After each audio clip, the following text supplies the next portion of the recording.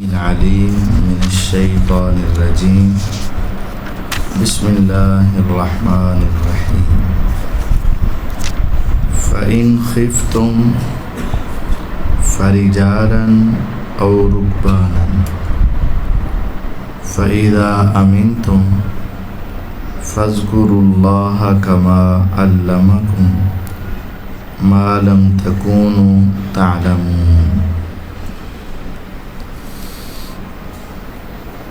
نماز ہر مسلمان پر پورا سال ہر روز ہر مسلمان پر 5 مرتبہ ادا کرنا فرض ہے۔ نماز ایک ایسی چیز ہے جس میں کسی دن بھی ناغہ نہیں ہے،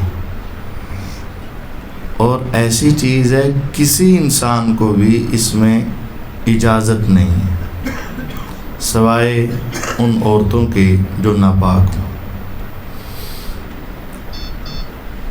اللہ تعالیٰ نے قرآن مجید فرقان حمید سورۃ بقرہ آیت نمبر 238 اور 39 اس میں خاص حکم دیا، حافظوا علی الصلوات والصلاۃ الوسطی، نمازوں کی حفاظت کرو اور خصوصاً عصر کی نماز کی، وقوموا للہ قانتین، اور اللہ تعالیٰ کے سامنے فرما بردار ہو کر کھڑے ہو جاؤ۔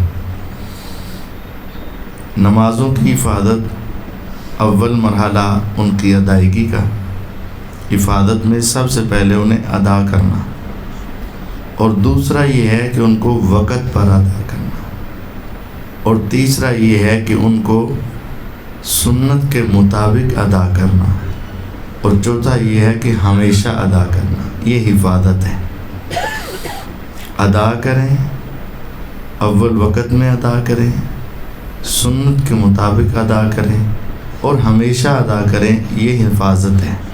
ساری نمازوں کی حفاظت کرو، خصوصاً عصر کی نماز کی، اور اللہ تعالیٰ کے سامنے فرما بردار ہو کر کھڑے ہو جاؤ، پتہ چل رہا ہو کہ نماز پڑھ رہے ہیں۔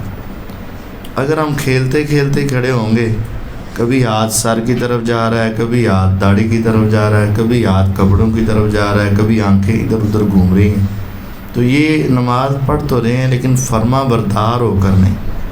فرما بردار ہو کر یہ ہے کہ نظر آئے کہ یہ اللہ تعالیٰ کے سامنے کھڑا ہے، اس کی آنکھیں، اس کے ہاتھ، اس کا وجود اللہ تعالیٰ کی عبادت میں مصروف ہے۔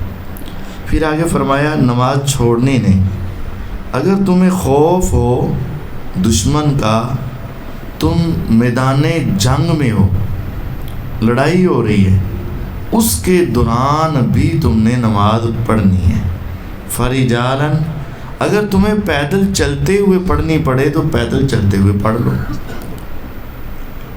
اب غور کریں، جنگ ہے، جنگ کے دوران انسان عبادت کر رہا ہے اور بہت اعلیٰ عبادت کر رہا ہے۔ جہاد بہت عظیم عبادت ہے، اور ایک حدیث میں جہاد کو اسلام کی چوٹی کہا گیا ہے، چوٹی، انتہا درجے کی عبادت، جہاں انسان اپنا سب کچھ اللہ کے راستے میں قربان کر دیتا ہے۔ اس عبادت کے دوران بھی اگر نماز کا وقت ہو گیا تو چھٹی نہیں ہے، چلو ایک عبادت کر رہے ہو دوسری نہ بھی ہو تو خیر ہے، نہیں۔ فرجالاً 239 نمبر آئے، فرجالاً، پیدل کر لو۔ عام طور پر قبلہ رخ ہونا فرض، با جماعت ادا کرنا فرض، ظہر کے 4 رکعت ادا کرنا فرض، عصر کی 4 ادا کرنا فرض، لیکن جب جنگ ہو نا، پیدل ہو پیدل پڑھ لو، جدھر چہرہ ہے ویسے ہی پڑھ لو، ہاتھ باندھ کے قیام ہوتا ہے ہاتھ باندھ کے کر لو، نہیں ہاتھ باندھے جاتے نہ باندھو، رکوع جھک کر ہو رہا ہے کر لو، نہیں جھکا جا رہا بس تم ادا کر لو، الفاظ کو نیت کر لو رکوع کی، تمہاری نماز۔ سجدے میں سر 7 چیزیں زمین پر لگانا فرض، ماتھا اور ناک یہ ایک، دونوں ہاتھ، دونوں گھٹنے، دونوں پاؤں زمین پہ لگانا فرض۔ لیکن جب تم جنگ میں ہو اس طرح نہیں سجدہ کر سکتے، بس تم تصور کا سجدہ کر لو، بس تمہارا ہو گیا۔ اور رکبانن، تم سواری پر ہو، گھوڑے کی پشت پر ہو، آج کل کے اعتبار سے تم کسی ٹینک پر ہو، جہاں ہو وہیں پڑھ لو، جیسے ممکن ویسے پڑھ لو، لیکن یاد رکھو اس جہاد کے میدان میں بھی نماز چھوڑنے کی اجازت نہیں۔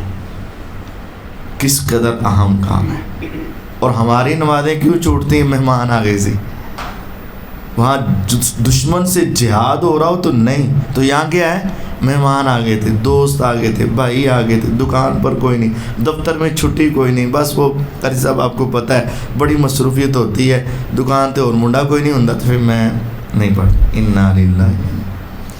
اللہ تعالیٰ فرماتے جب تم حالت خوف میں ہو، پیدل ہو پیدل، سوار ہو سوار، پڑھو صحیح۔ حتیٰ کہ 4 رکعت والی نماز تم 2 پڑھ سکتے ہو، 2 پڑھنے کی بھی وہاں گنجائش نہیں ہے، سخت حالات ہیں۔ فرمایا 1 رکعت ہی ادا کر لو، اللہ تمہاری 4 ہی قبول کر لے گا، لیکن 1 پڑھنی ضرور ہے۔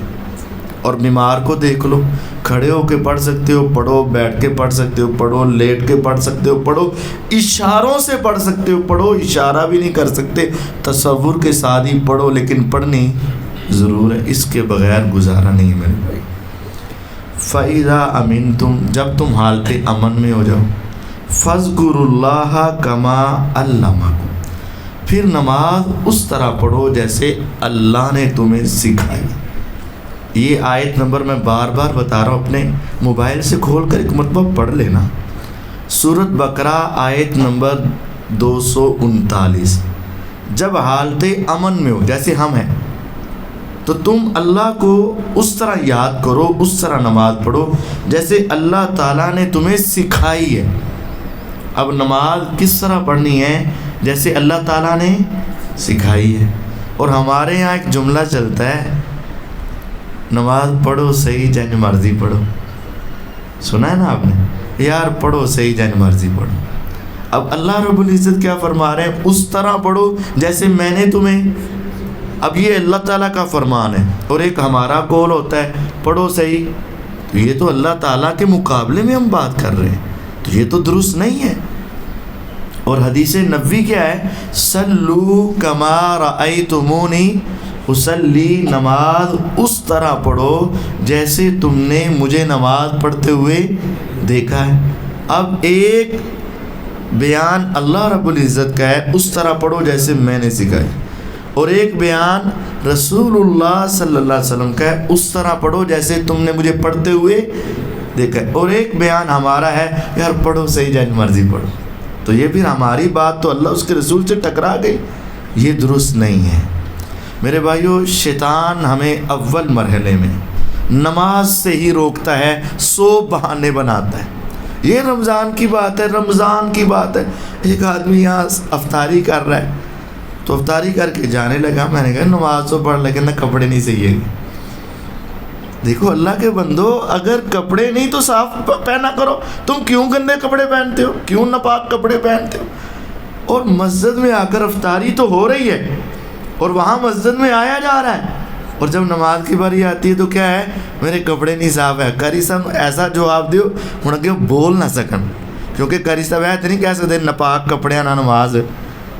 تو یہ شیطان ہمیں نماز سے دور کرتا ہے، نماز نہ پڑھو، 100 بہانے ہمارے ذہن میں لاتے ہیں۔ اگر آپ اپنی ایمانی کیفیت کی وجہ سے اس کا یہ بہانہ توڑ کر مسجد میں آ جاتے ہیں نا، اب وہ شیطان کہتے ہیں میرا داؤ تو نہیں چل سکا، یہ تو بندہ اللہ کے قریب ہو رہا ہے، یہ تو اللہ تعالیٰ کو منا رہا ہے، یہ تو نماز پڑھ رہا ہے۔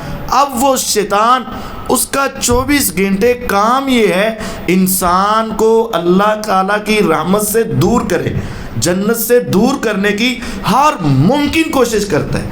اب اس کا دوسرا جال، دوسرا حربہ یہ ہوتا ہے، اب اس کو نماز کے اندر میں توجہ نہ کرنے دوں، اس کی نماز خراب کر دوں، اس کی نماز کا میں حصہ اٹھا لوں اور اس کی نماز میں ایسی غلطیاں کروا دوں جس کی وجہ سے اس کی پڑھی ہوئی نماز قبول نہ ہوئے اور شیطان اپنے کام یا اپنے عمل میں اور اپنے حربے میں کیا ہو جائے؟ کامیاب۔ یہ شیطان ہے نا، ہماری شیطان سے دشمنی ہے، وہ ہمارا دشمن ہے، وہ ہمیں سیدھے راستے پر دیکھ کر خوش نہیں ہوتا ہے۔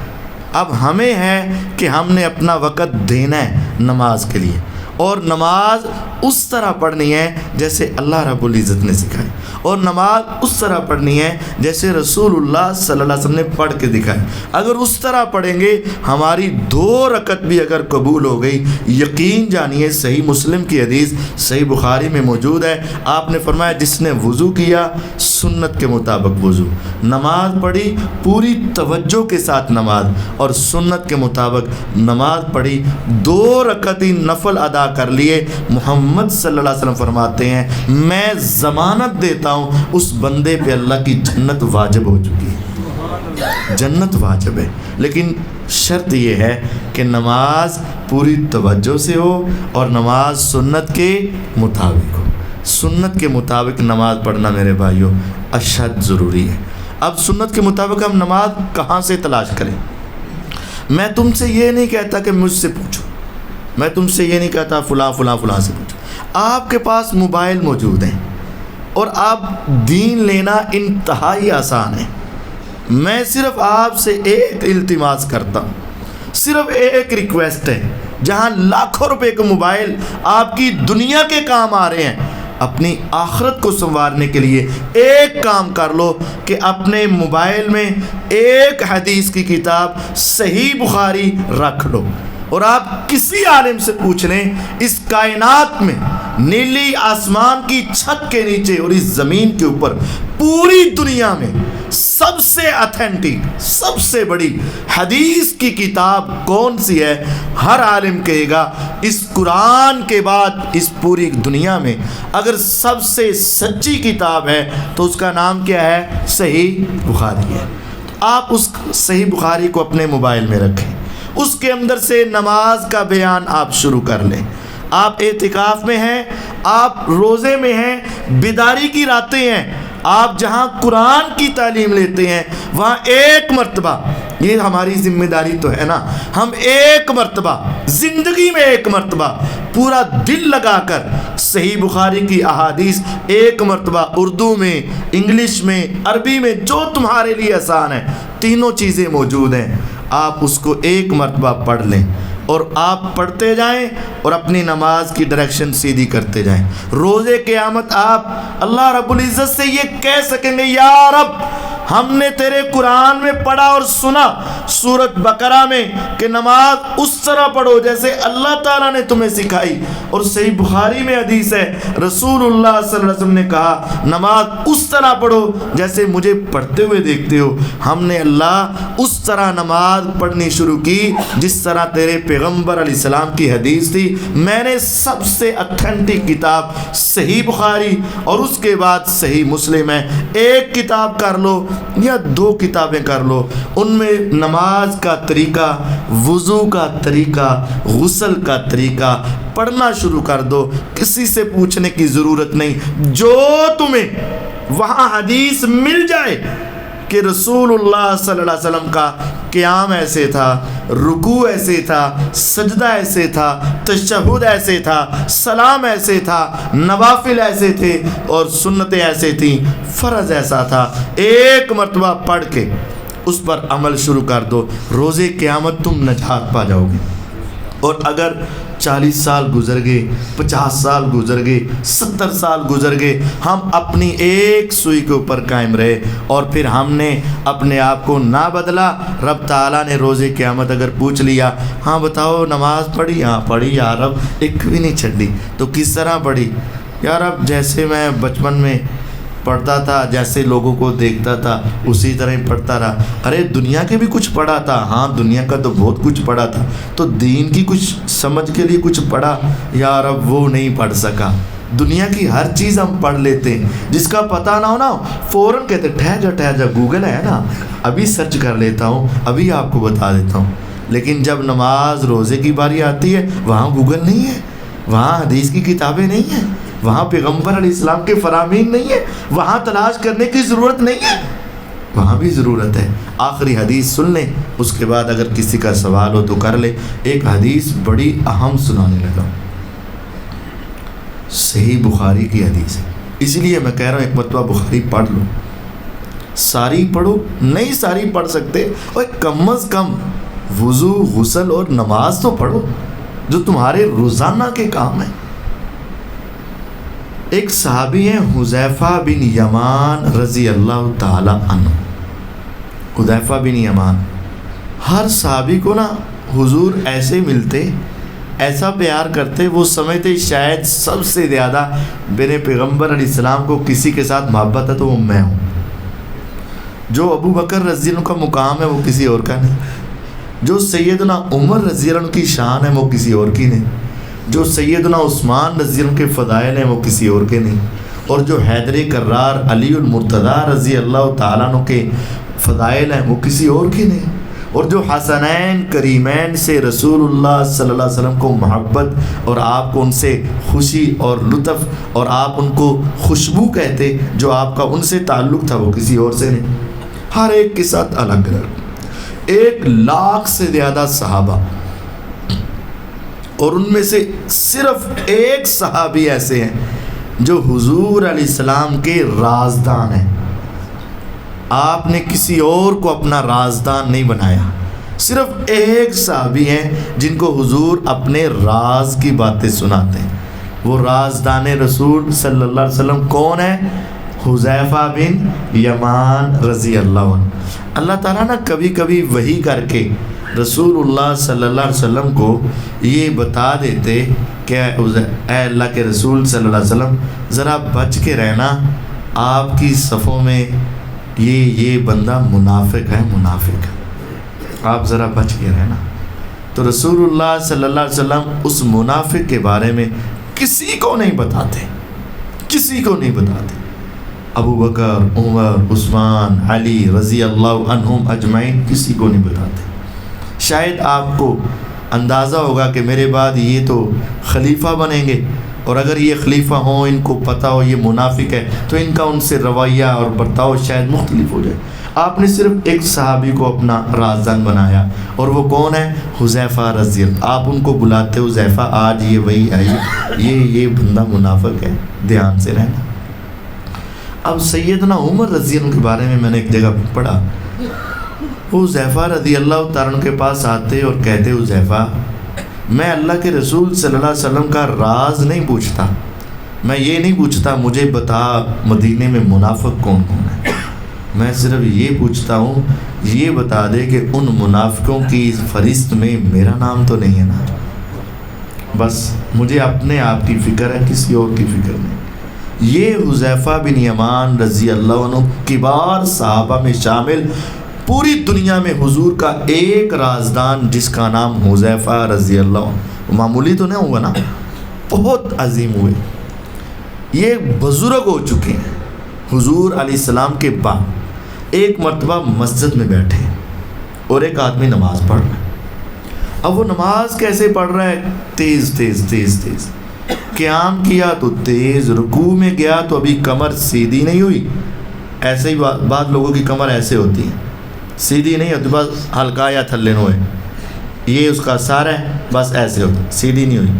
ابھی رکوع میں گیا تو کمر سیدھی نہیں ہوئی تو اٹھ گیا، اور ابھی ایسے سیدھا اٹھنا تھا، ابھی آدھا اٹھا تو سجدے میں چلا گیا، سجدے سے ابھی صحیح طرح اٹھ کر بیٹھے نہیں تو دوسرے سجدے میں چلے گئے، تیز تیز اور ٹوٹی ٹوٹی نماز پڑھتے رہے۔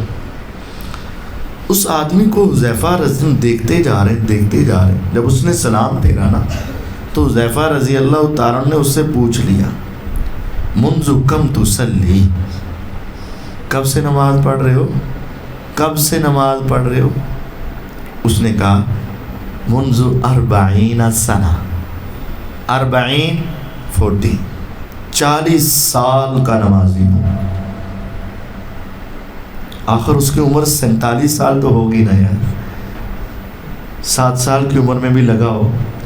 کہنے لگا منذ 40 سنہ، 40 سال ہو گئے مجھے نماز پڑھتے. کہا ایسے ہی پڑھ رہے ہو؟ اس نے کہا ہاں.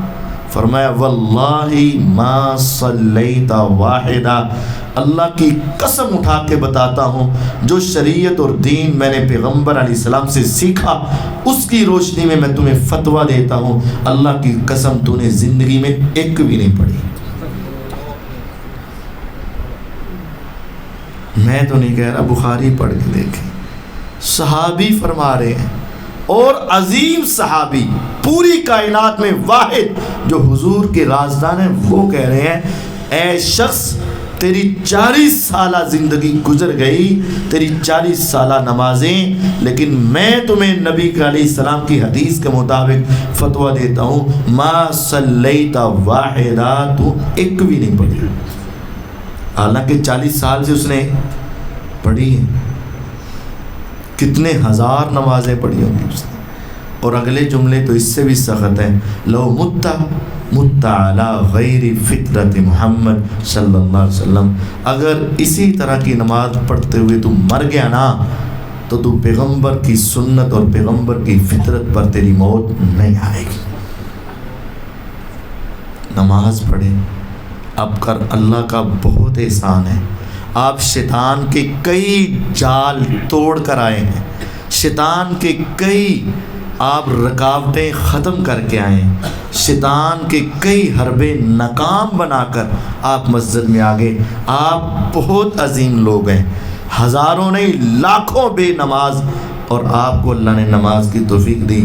لیکن اب ایک اور کام کر لیجئے گا، اپنی نماز کو صحیح بنا لیں، رسول اللہ صلی اللہ علیہ وسلم کی سنت کے مطابق بنا لیں، اپنی نماز کو اللہ کے بتائے ہوئے اصولوں کے مطابق بنا لیں، تاکہ اللہ تعالی ہماری نمازوں سے راضی ہو جائے، خوش ہو جائے، اور اللہ تعالی ہماری نمازوں کو قبول فرما لے.